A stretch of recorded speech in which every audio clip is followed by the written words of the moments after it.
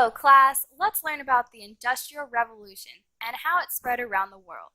So, the Industrial Revolution began around the 1700s in Britain. It prospered primarily there for about 50 to 100 years. Due to the ways of thinking in Britain, inventors were free to experiment, so many new inventions were made.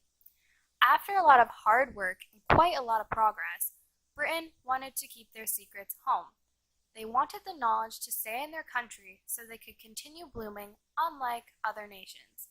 To make that possible, Britain made many laws forbidding the export of machinery, information, and skilled workers to other countries.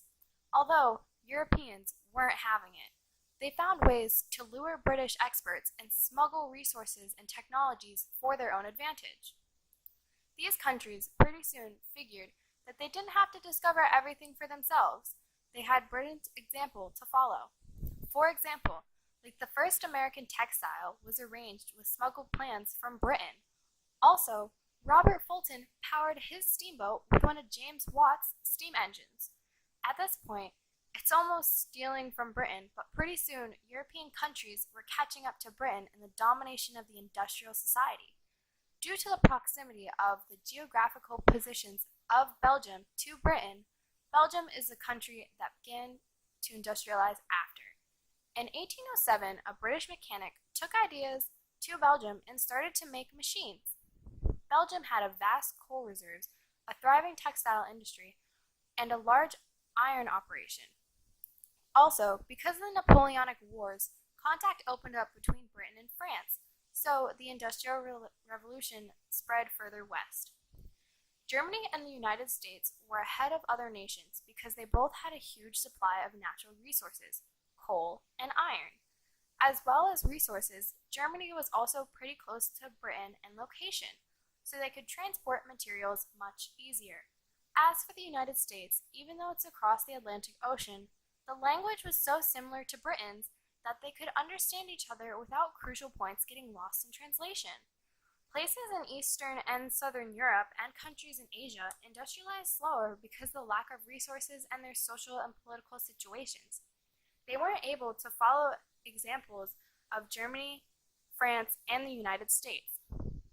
The countries that went through industrialization also went through rapid urbanization. People were flooding from the countryside into cities looking for jobs. Those people started working at factories, and because of new workers, there had to be many new rules. As a matter of fact, a lot of things changed in factories.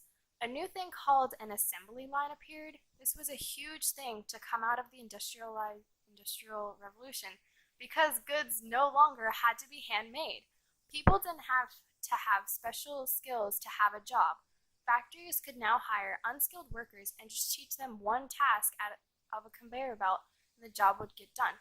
Also, this was a major improvement to the way of the world because now people didn't have to throw things out if it broke. The parts made on the assembly line were identical, so you could just purchase the part that broke and replace it. This made goods cheaper and more of them were produced at a faster rate. Another major breakthrough was the production of steel.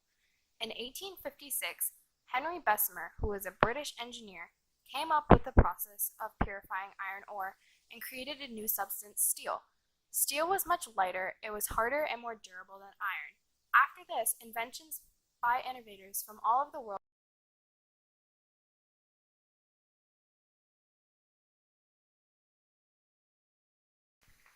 In Sweden in 1866, Alfred Nobel invented dynamite.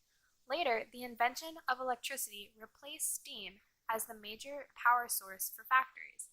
On top of that, when the light bulb was invented, that also benefited factories because they could operate after dark. That meant they could stay open longer and produce more goods. All these new technologies required a lot of investments, so stocks became popular in Europe. Powerful business owners could create monopolies and trusts. They would also try to destroy other companies, and when they did, it would get rid of their competition so they could raise the price of their goods. The world only kept advancing from there. Communication devices like the telegraph and the radio were invented, and the Morse code and the dot and dash made it easier to get information from one corner of the world to another. The planet then and now was more connected. These new technologies became the basis of global communication network.